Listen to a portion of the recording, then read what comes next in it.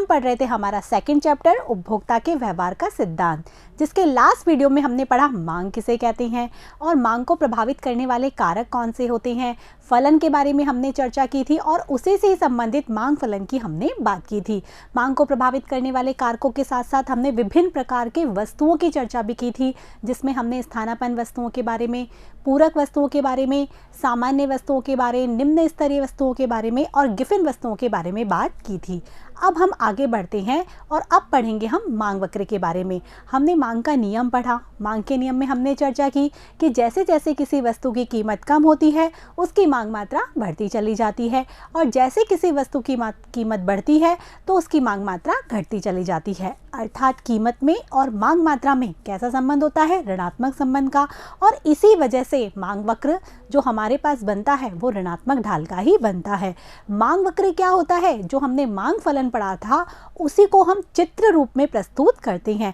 तो सबसे पहले हमें ये आना चाहिए कि जो फलन है उसको किस प्रकार से हम चित्र रूप में प्रस्तुत करें, अर्थात फलन का ग्राफीय प्रस्तुतिकरण। सबसे पहले हम यही सीखेंगे और उसके बाद हम मांग फलन के आधार पर मांग वक्र का निरूपण करेंगे। ठीक है बच्चों, तो यहाँ पर यही दिया गया है फलन का ग्राफीय प्रस्तुतिकरण। ठीक है, हम कैसे फलन को किस पे दिखाते हैं? एक वक्र के रूप में दिखाते हैं। तो बच्चों ये हमारा वक्र बनाने के लिए दो अक्ष बनते हैं, एक तो होता है एक्स अक्ष और एक होता है वाई अक्ष।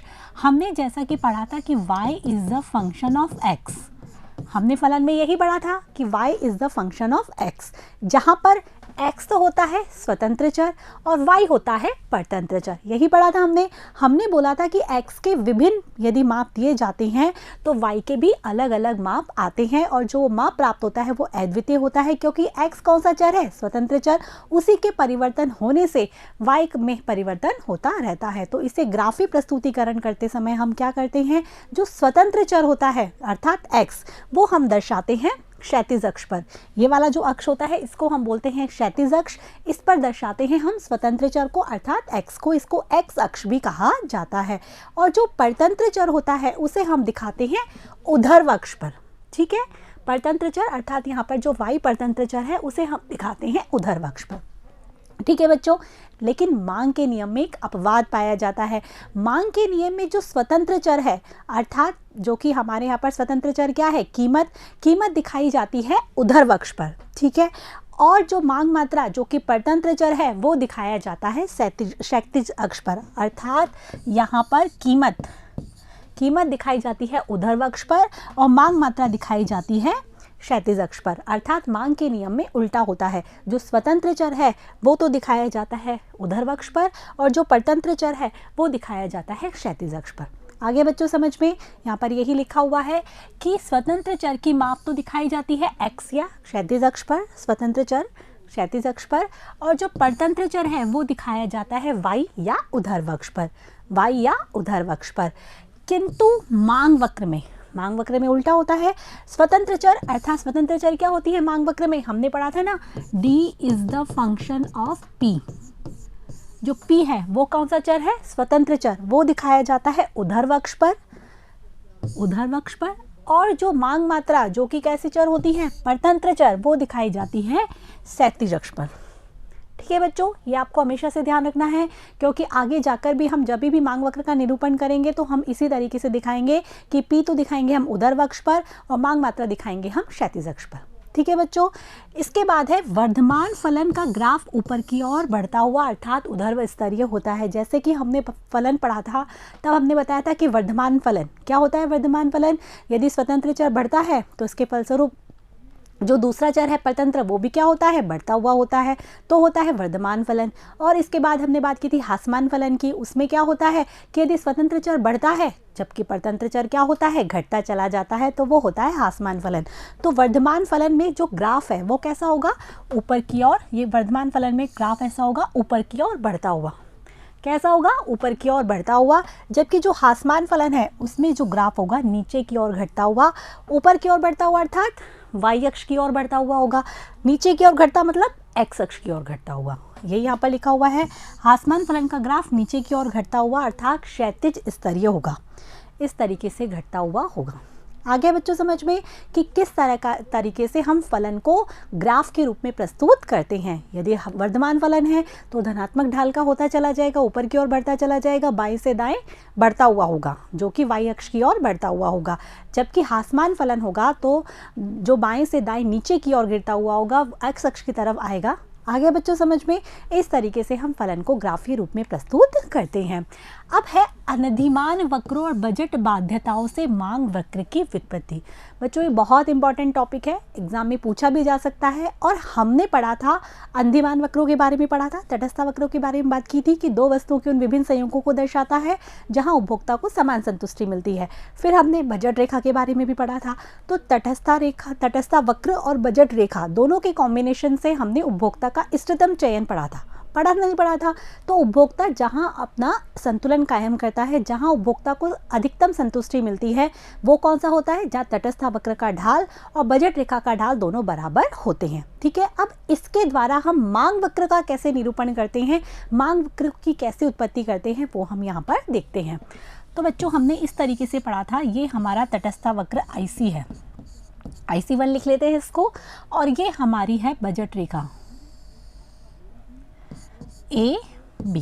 ठीक है, यहाँ पर y वस्तु, यहाँ पर x वस्तु। आगे बच्चों समझ में, अब यहाँ पर हमारा ये E, हमने यही पढ़ा था कि जहाँ बजट रेखा का ढाल तटस्थ वक्र के ढाल को स्पर्श करता है वहाँ उपभोक्ता का संतुलन स्थापित होता है और वहीं पे वो x वस्तु कितनी और y वस्तु कितनी मात्रा का उपभोग करेगा। आगे बच्चों समझ में, अब इसको हम इस तरीके से x के साथ हम मान लेते हैं ये P हमारी कीमत हो जाती है। आगे बच्चों समझ में, अब हम ये कहते हैं मांग वक्र बनाना है हमें, तो मांग वक्र में हम क्या करेंगे? कीमत को कम करेंगे, तब जाके मांग मात्रा में क्या होगी? वृद्धि होगी। अब हम ये मान लेते हैं कीमत हमारी इस तरीके से घट जाती है, P से हो जाती है P1। अब कीमत घटने से क्या होगा बच्चों? कीमत घटने से हमने कहा था कि बजट रेखा में हमने पढ़ा था ना कि किस तरीके से बजट रेखा खिसक जाती है। तो यदि कीमत x की कम होती है तो बजट रेखा क्या होगा? दाहिनी तरफ खिसक जाएगी। अभी बजट रेखा AB है तो ये बजट रेखा इस तरीके से खिसक कर AB1 हो जाएगी। अब बजट रेखा खिसक गई, x वस्तु की अधिक मात्रा का उपभोग व्यक्ति या उपभोक्ता कर पा रहा है, तो फिर क्या होगा? वो ऊंचे तटस्थ वक्र पर चला जाएगा अपने संतुलन कायम करने के लिए। अभी वो IC1 पे था, बाद में वो IC2 पे चला जाएगा,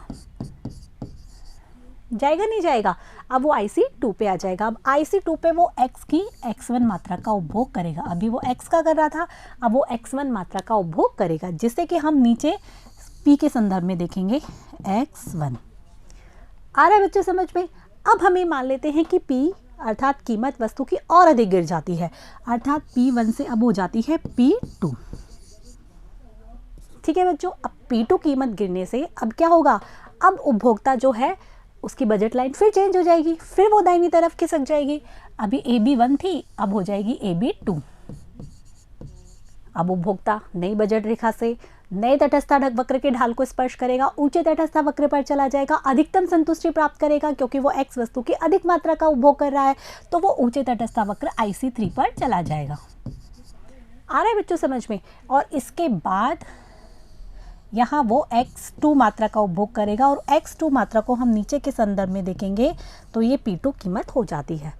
आगे बच्चों समझ में, तो हमने क्या देखा कि तटस्थ वक्र और बजट रेखा दोनों के स्पर्श से उपभोक्ता के संतुलन का बिंदु कायम होता है, जहां वो x वस्तु की जितनी मात्रा का उपभोग कर रहा होता है उसे हम कीमत के संदर्भ में देखते हैं। तो इस प्रकार से ये A, B, C 3 पॉइंट हमें प्राप्त होते हैं और हम इन तीनों को मिला देते हैं तो ये ऋणात्मक ढाल का हमें मांग वक्र प्राप्त होता है। तो हमने यही पढ़ा था कि मांग वक्र कैसा होता है? ऋणात्मक ढाल का होता है। जब हमने तटस्थ वक्र और बजट बाध्यताएं अर्थात बजट रेखा को देखते हुए हमने अनधिमान वक्रों का प्रयोग करते हुए जब मांग वक्र की व्युत्पत्ति की तो हमने देखा कि दोनों के संयोगों को हम बदलते रहते हैं तो मांग वक्र कैसा होता चल जाता है? घटता हुआ होता है, अर्थात ऋणात्मक ढाल का होता है। आगे बच्चों समझ में, यहाँ पर यही लिखा हुआ है कि किसी वस्तु की कीमत में कमी से उपभोक्ता उस वस्तु की मात्रा को क्या करता है, बढ़ा देता है। कीमत में कमी से उस वस्तु की मात्रा का उपभोग बढ़ा देता है और अपनी उपयोगिता क्या कर लेता है, अधिकतम कर लेता है। ऊंचे तटस्थ वक्र पर चला जाता है, अर्थात वो अपनी उपयोगिता को अधिकतम कर लेता है। इसीलिए मांग वक्र कैसा होता है, ऋणात्मक ढाल का होता है। यहाँ आपको यही समझाया गया है कि मांग वक्र ऋणात्मक ढाल का क्यों होता है, क्योंकि उपभोक्ता क्या करता है, कीमत के कम होने से उस वस्तु की अधिक मात्रा का उपभोग करता है। कीमत के कम होने से अधिक मात्रा का उपभोग करता है अपनी उपयोगिता को अधिकतम करने के लिए। इसीलिए मांग वक्र ऋणात्मक ढाल का होता है, जो कि हमने यहाँ पर बना के देखा है। अब मांग वक्र ऋणात्मक ढाल का एक तो इस वजह से होता है, और भी एक दूसरा कारण है, वो है प्रतिस्थापन प्रभाव और आय प्रभाव, जिसकी वजह से भी मांग वक्र ऋणात्मक ढाल का होता है। यहाँ पर वही लिखा हुआ है, मांग वक्र ऋणात्मक ढाल का प्रतिस्थापन प्रभाव और आय प्रभाव के कारण भी होता है। हम प्रतिस्थापन प्रभाव और आय प्रभाव की गिफिन वस्तुओं के संदर्भ में बात कर चुके थे कि प्रतिस्थापन प्रभाव क्या होता है, जब एक वस्तु के स्थान पर दूसरे वस्तु का क्या किया जाता है, प्रयोग किया जाता है। तो वो क्यों किया जाता है, प्रतिस्थापन वस्तुएं होती हैं, वो स्थानापन्न वस्तुएं होती हैं। तो क्या होता है, एक वस्तु की यदि कीमत गिर रही है तो उपभोक्ता उसी वस्तु का उपभोग करेगा, दूसरी वस्तु का उपभोग नहीं करेगा, जो कि उसके स्थानापन्न है। यदि उस वस्तु की कीमत बढ़ जाती है तो उपभोक्ता उसको छोड़कर उसकी स्थानापन्न वस्तुओं का उपभोग करना स्टार्ट कर देगा। यही होता है। तो ये प्रतिस्थापनता होती है, इसी की वजह से मांग वक्र कैसा होता है, ऋणात्मक ढाल का होता है, क्योंकि एक वस्तु की कीमत दूसरे वस्तु की मांग मात्रा को प्रभावित करती है। ये तो बात हो गई प्रतिस्थापन प्रभाव की। जो दूसरा है वो होता है आय प्रभाव। आय प्रभाव का मतलब क्या होता है बच्चों, कि एक वस्तु की कीमत में यदि कमी होती है, ठीक है, तो हम उसकी अधिक मात्रा का उपभोग कर सकते हैं, क्योंकि हमारी आय बढ़ जाती है। वास्तविक आय जो हमारी क्या होती है, बढ़ जाती है। हमारी क्रय शक्ति क्या होती है, बढ़ जाती है। जैसे कि मैंने उदाहरण कई बार देती हूँ मैं टमाटर का, कि टमाटर यदि 10 रुपये किलो मिल रहे हैं तो आप मान लो उसके 1 किलो खरीद पा रहे हो। यदि टमाटर की कीमत 5 रुपये किलो हो जाती है तो आपकी क्रय शक्ति बढ़ जाएगी, अर्थात आप 2 किलो टमाटर खरीद पाएंगे। तो उससे क्रय शक्ति बढ़ जाती है, तो कीमत कम होने पर उपभोक्ता उसकी मांग मात्रा को बढ़ा देता है। इसी वजह से मांग वक्र क्या होता है, ऋणात्मक ढाल का होता है। ये दोनों कारण आपके सामने लिखे हुए हैं। पहला है प्रतिस्थापन प्रभाव। प्रतिस्थापन वस्तुएं कौन कौन सी होती है, जैसे कि चाय और कॉफ़ी। उदाहरण दे रखा है कि यदि चाय की कीमत कम होती है तो इसकी प्रतिस्थापन वस्तु क्या है, कॉफ़ी। तो कॉफ़ी की मांग मात्रा क्या हो जाएगी, कम हो जाएगी। क्यों, क्योंकि चाय की कीमत कम है तो उपभोक्ता चाय की ही मात्रा को बढ़ाएगा, कॉफ़ी की जो प्रतिस्थापन मांग है वो तो कम ही रहेगी। यदि उल्टा होता है, यदि यहाँ पर हमें कहें कि चाय की कीमत बढ़ती है, तब उपभोक्ता क्या करेगा, चाय की कीमत यदि बढ़ जाती है तब उपभोक्ता कॉफ़ी को क्या करेगा, उसकी मांग को बढ़ा देगा। आगे बच्चों समझ में, क्यों, क्योंकि चाय की को यदि कीमत बढ़ रही है तो चाय को क्यों प्रयोग करेगा उपभोक्ता, कॉफ़ी को प्रयोग करेगा ना। तो ये प्रतिस्थापन आपस में वस्तुएं होती हैं तो मांग का नियम लागू होता है, मांग वक्र ऋणात्मक ढाल का होता है। जो दूसरा हमने बताया था आय प्रभाव। आय प्रभाव का अर्थ होता है उपभोक्ता की क्रय शक्ति, अर्थात उपभोक्ता कितनी वस्तुओं को खरीद पा रहा है, क्रय शक्ति से होता है। जैसे चाय का उदाहरण दे रखा है कि चाय की कीमत यदि कम होती है तो उपभोक्ता उसको अधिक खरीद पाएगा, अपने बजट में ज़्यादा चाय खरीद पाएगा, अर्थात उसकी क्रय शक्ति क्या हो जाएगी, बढ़ जाएगी, इसीलिए वो अधिक मांग करेगा। आगे बच्चों समझ में, अब इन दोनों के संदर्भ में मैंने आपको सामान्य वस्तुएं, निम्न स्तरीय वस्तुएं और गिफिन वस्तुओं की बात की थी। तो मैंने आपको बताया था कि सामान्य वस्तुओं में क्या होता है, प्रतिस्थापन प्रभाव है वो ज़्यादा शक्तिशाली होता है, इसीलिए मांग का नियम लागू होता है। लेकिन गिफिन वस्तुओं के संदर्भ में क्या होता है, आय प्रभाव ज़्यादा शक्तिशाली होता है, इसी वजह से वहाँ मांग का नियम लागू नहीं होता। गिफिन वस्तुओं के संदर्भ में यदि कीमत कम होती है तो मांग मात्रा भी कम हो जाती है, कीमत बढ़ती है तो मांग मात्रा भी बढ़ जाती है। यही हमने चर्चा की थी ना, तो इस तरीके से हम यहाँ पर समझेंगे। आगे बच्चों, अब हमने मांग फलन को मांग वक्र में किस तरीके से निरूपित करेंगे वो हम यहाँ पर देखते हैं। तो इसके लिए हम देखते हैं रैखिक मांग वक्र। हमने मांग वक्र की बार बार चर्चा कर ली कि कीमत में और मांग मात्रा में कैसा संबंध पाया जाता है, यहाँ धनात्मक ऋणात्मक संबंध पाया जाता है। यहाँ कीमत होती है जो कि कौन सा चर है, स्वतंत्र चर, और क्यू जो कि क्या है, परतंत्र चर, और इस प्रकार से निरूपण करते हैं तो हमें मांग वक्र प्राप्त होता है। अब हम देखते हैं रैखिक मांग वक्र। ये हमारा रैखिक मांग वक्र है, जो कि हमारे सामने ये सूत्र लिखा हुआ है a माइनस बी पी। अब यहाँ पर हम देखते हैं ये होता है 0, ठीक है, यहाँ है a बटे में b और ये है a। अब हम यहाँ पर क्या देखेंगे बच्चों कि यदि कीमत क्या है, 0 है, यदि कीमत क्या होती है, 0, ये कीमत है और एक क्यू है। कीमत यदि शून्य होती है तो मांग मात्रा हो जाती है ए, और यदि कीमत हो जाती है ए बटा बी मतलब हाईएस्ट, तो मांग मात्रा हो जाती है शून्य। कहने का तात्पर्य यदि कीमत शून्य है तो मांग मात्रा जो हाईएस्ट होती है वो ए हो जाएगी। यदि कीमत हो जाती है हाईएस्ट ए बटे में बी तो मांग मात्रा क्या हो जाएगी, शून्य। यही यहाँ पर लिखा हुआ है कि ये वाला आपका क्या है, मांग वक्र, मांग फलन है, जो कि जिसे कि हम किस में दर्शा रहे हैं, मांग वक्र में। ये जो ए है ये इसका अंतःखंड दर्शाता है, ठीक है। इसके बाद ये क्या है, ऊर्ध्वाधर अंतःखंड को दर्शाता है। और ये जो माइनस बी है, माइनस बी, वो इसके जो मांग वक्र है उसके ढाल को बताता है। वो ये बताता है कि कीमत में परिवर्तन होने से मांग मात्रा क्या होती है, बदलती है, ठीक है। और कितनी बदल रही है, वो इस ढाल को, जो माइनस बी है वो ढाल को दर्शाता है। ये रहा माइनस बी के ढाल को दर्शाता है। देखो यहाँ पर भी लिखा है कीमत शून्य है तो मांग क्या है, ए, शून्य है तो मांग ए, और कीमत यदि ए बटा बी होती है तो मांग क्या हो जाती है, शून्य हो जाती है। और जैसा कि मैंने आपको बताया कि मांग वक्र का ढाल उस दर को बताता है जिस पर कीमत बदलने से क्या होती है, मांग बदलती है। मतलब कीमत कितना बदल रही है, जिसके फलस्वरूप मांग कितनी बदल रही है, वो बताता है मांग वक्र के ढाल को, और जो कि यहाँ पर क्या है, माइनस बी। ठीक है बच्चों, समझ में आ गया। अब हम देखते हैं बाजार मांग। बाजार मांग क्या होता है, बाजार मांग जिसे कि हम बोलते हैं मार्केट डिमांड।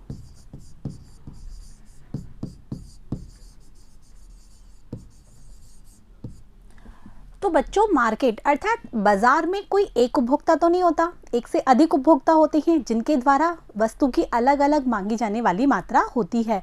तो एक दी हुई कीमत पर जो विभिन्न उपभोक्ताओं द्वारा मांगी जाने वाली मात्रा होती है उसका योग ही क्या कहलाता है, बाजार मांग।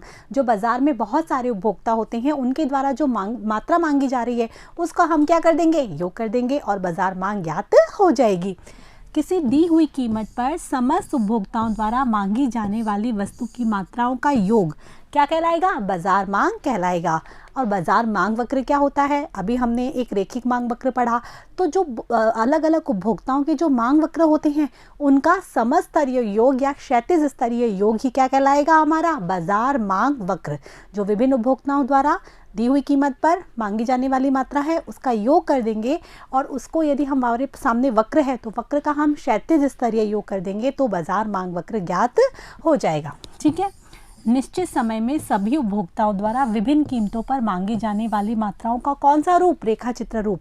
क्योंकि मांग वक्र क्या होता है, रेखा चित्र रूप ही तो होता है, जिसको कि हम फलन को ग्राफीय रूप में प्रदर्शित करते हैं। तो जो बाजार मांग है उसको हम किस में, रेखा चित्र रूप में दर्शाएंगे तो वो बाजार मांग वक्र कहलाएगा। और यह वैयक्तिक जो व्यक्तिगत मांग वक्र है उसके क्षैतिज योग से प्राप्त होता है। ठीक है बच्चों, यही यहाँ पर कहा गया है। अब हमारे सामने एक एग्जाम्पल दिया हुआ है जिसके द्वारा हम बाजार मांग वक्र ज्ञात करेंगे। जैसे कि कीमत है 2, 3, 4, ठीक है। अब हम मान लेते हैं कि बाजार में एक ही उपभोक्ता है और वो उपभोक्ता है ए, ठीक है। तो ए के द्वारा मांगी जाने वाली मात्रा, एक कीमत पर उपभोक्ता मांगता है ए 50, ठीक है। 2 के पे होती है उसकी डिमांड 40, 3 पे होती है 30 और 4 पे होती है 20। तो हम यहाँ पर क्या देख रहे हैं, जैसे जैसे कीमत बढ़ती है उपभोक्ता के द्वारा मांगी जाने वाली मात्रा क्या होती चली जाती है, घटती चली जाती है। तो ये हो गई ए की मांग। अब हम ये मानते हैं कि बाजार में एक से अधिक उपभोक्ता है अर्थात बी भी एक उपभोक्ता है। अब इसी कीमत पर बी के द्वारा कौन कौन सी मांग मात्रा मांगी जाएगी। तो एक कीमत पर बी के द्वारा मांगी जा रही है 40, ठीक है। क्योंकि एक कीमत पर दोनों उपभोक्ताओं द्वारा मांगी जाने वाली मात्रा एक भी हो सकती है और अलग अलग भी हो सकती है। अब 2 कीमत पर हो गई 30, 3 पे हो गई 20 और 4 पे हो गई 10। तो ये ए के द्वारा मांगी जाने वाली मात्रा हो गई और ये बी के द्वारा मांगी जाने वाली मात्रा हो गई। अब हम दोनों का क्या कर देंगे, योग, और ये जो योग आएगा वही क्या कहलाएगा, बाजार मांग। जो कि कीमतें दी हुई हैं हमारे सामने और उन कीमतों पर जो सभी उपभोक्ताओं द्वारा जो मांगी जाने वाली मात्रा है वो अलग अलग होती चली जाएगी। जैसे एक कीमत पर दोनों का टोटल कितना हुआ, 90। बाजार मांग मतलब ए के द्वारा और बी के द्वारा। वैसे तो बाजार में और भी अधिक उपभोक्ता होते हैं लेकिन हम यहाँ पर केवल 2 उपभोक्ता मानकर चल रहे हैं। तो कितनी मांग हो गई, 90। 2 पर कितनी हो गई, 70। 3 कीमत पर 50 और 4 कीमत पर हो गई 30। तो इस प्रकार से ये हो गई बाजार मांग। ठीक है बच्चों, समझ में आ गया। अब हम इसे एक डायग्राम के द्वारा दर्शा देते हैं और बाजार मांग वक्र ज्ञात करते हैं। हमने मान लिया ये हमारा ए का मांग वक्र है। यहाँ हम दर्शा देते हैं 0, 10, 20, 30, और 40 और 50। यहाँ 1 2 3 और 4, ये तो हो गई कीमत, ये हो गई मांग मात्रा। ठीक है, तो हमारी एक कीमत पर कितनी है 50, 2 पे कितनी है 40, 3 पे है 30 और 4 पे है 20। तो इस प्रकार से ये बन गया हमारा DA, अर्थात ए व्यक्ति का मांग वक्र। इसके बाद ए उपभोक्ता का मांग वक्र बन गया। बी का बनाते हैं इसी तरीके से 0 1 2 3 4, 10 20 30 40 और 50। तो एक कीमत पर कितनी है 40, 2 कीमत पर कितनी मांग है 30, 3 पे कितनी है 20 और 4 पे कितनी है 10। तो ये बन गया हमारा बी उपभोक्ता का मांग वक्र। अब ए का भी ज्ञात हो गया, बी का भी ज्ञात हो गया। इन दोनों का या तो हम समस्तरीय योग कर लें। ये किस तरीके से होगा कि भाई एक व्यक्ति है जिसकी जो एक कीमत है, एक पे कितनी है 50 और बी पे कितनी है 40, दोनों का टोटल करके 90 पे शो कर देते हैं। तो इस तरीके से हम क्या ज्ञात कर लेंगे बाजार मांग वक्र। तो बाजार मांग वक्र भी बना लेते हैं बच्चों। यहाँ पर कीमत वही 1 2 3 4। अब यहाँ पर अधिक आएगा तो यहाँ पर आएगा 20 40 60 80 और 100। ठीक है, ये कीमत और ये मांग मात्रा। तो हमारी है सबसे पहले 4 कीमत पर है 90, एक कीमत पर है 90, 2 पे है हमारी 70, 3 पे है हमारी 50 और 4 पे है 30। तो ये बन गया हमारा डी ए प्लस बी, अर्थात ए उपभोक्ता के द्वारा और बी उपभोक्ताओं के द्वारा, दोनों के द्वारा कुल मांगी जाने वाली मात्रा, ये कहलाएगा हमारा बाजार मांग वक्र। तो बच्चों समझ में आ गया कि किस तरह से हम बाजार मांग वक्र ज्ञात करेंगे कि एक उपभोक्ता द्वारा और दूसरे उपभोक्ता द्वारा, दोनों के द्वारा जो मांगी जाने वाली मात्रा है उसका योग कर देंगे तो बाजार मांग हो जाएगी, और वक्र रूप में हम क्या करेंगे उसका क्षैतिज या समस्तरीय योग करेंगे तो बाजार मांग वक्र ज्ञात हो जाएगा। ठीक है बच्चों, अब हम देखते हैं 2 रेखिक मांग वक्रों का जोड़। हमने मांग वक्र की बात कर ली कि 2 हमारे पास मांग वक्र है। अब माना यहाँ उदाहरण में उपभोक्ता ए का मांग वक्र है 10 - P और उपभोक्ता बी का मांग वक्र है 15 - P। यहाँ पर वापस लिख देते हैं हम 10 - P और 15 - P। ठीक है, अब यदि उपभोक्ता, ये हमारी P दिखा रही है, यदि कीमत उपभोक्ता ए के लिए, ये ए का है और ये बी का है, यदि उपभोक्ता ए के लिए यदि कीमत 10 या 10 से अधिक हो जाती है तो उसकी मांग कितनी हो जाएगी 0 हो जाएगी। ठीक है, यदि हम उपभोक्ता बी की बात करें तो यदि कीमत 15 या 15 से अधिक हो जाती है, क्योंकि 15 कीमत तक तो वो से कम तक तो वो फिर भी कुछ मांग करेगा, लेकिन 15 या 15 से अधिक कीमत हो जाती है तो वो उसकी मांग हो जाएगी 0। आ रहा है बच्चों समझ में, क्योंकि ये 10 और 15 यहाँ पर अंतखंड पहले से दिए हुए हैं तो इसके आधार पर डिसाइड हो जाता है कि कितनी कीमत तक उपभोक्ता मांग कर सकता है। तो यहीं पे लिखा हुआ है उपभोक्ता ए की मांग 10 या 10 से अधिक कीमत पर 0 हो जाएगी, उपभोक्ता बी की मांग 15 या 15 से अधिक कीमत पर 0 हो जाएगी। अर्थात उपभोक्ता ए 10 से कम कीमत तो दे सकता है, मतलब 10 से कम कीमत पर तो कुछ ना कुछ मांग करेगा, जैसे ही कीमत 10 हुई या अधिक हुई तो अपनी मांग को 0 कर देगा। इसी प्रकार उपभोक्ता बी वो भी क्या करेगा, 15 से कम कीमत तो दे सकता है और जैसे ही 15 या 15 से अधिक कीमत हुई तो वो अपनी मांग को 0 कर देगा। अब हम इसका जोड़ कैसे करेंगे। बाजार मांग क्या होता है, जैसे कि हमने बताया कि दोनों उपभोक्ताओं के द्वारा मांगी जाने वाली मात्रा का क्या होता है, योग होता है। तो इसका जोड़ हम कैसे करेंगे, हमारे सामने 2 है, उपभोक्ता ए का 10 - P, उपभोक्ता बी का 15 - P। ठीक है, तो यदि कीमत 10 से कम, क्योंकि 10 से कम कीमत पर क्या होती है मांग 0 नहीं होती है, तो 10 से कम या 10 होती है, 10 या 10 से कम कीमत होती है तो हम इन दोनों का टोटल कैसे करेंगे 25 - 2P। तो मांग कितनी होगी बाजार मांग 25 - 2P, अर्थात दोनों का योग हो जाएगी। ठीक है, और यदि कीमत 10 से तो अधिक और 15 से कम होती है, दोनों के बीच की होती है, 10 से तो अधिक और 15 से कम होती है, तो उपभोक्ता की जो मांग है बाजार मांग है वो हो जाएगी 15 - P। जो लास्ट वाली है वो होगी, ठीक है, जो कि बी के द्वारा की जा रही है। और यदि जो कीमत है वो हो जाती है 15 से भी अधिक, 15 से भी कम अधिक हो जाती है, जैसे कि भी उपभोक्ता के सामने था कि 15 से अधिक हो जाती है तो फिर मांग हो जाएगी 0। ठीक है, यहाँ पर यही लिखा हुआ है कि 10 या 10 से कम कीमत पर तो बाजार मांग दोनों का टोटल 25 माइनस 2p हो जाएगी। 10 से अधिक और 15 से कम कीमत पर कितनी हो जाएगी, 15 माइनस p, और 15 से अधिक कीमत पर बाजार मांग कितनी हो जाएगी, 0 हो जाएगी। ठीक है बच्चों, तो इस प्रकार से ज्ञात करते हैं दो रेखिक मांग वक्रों का जोड़।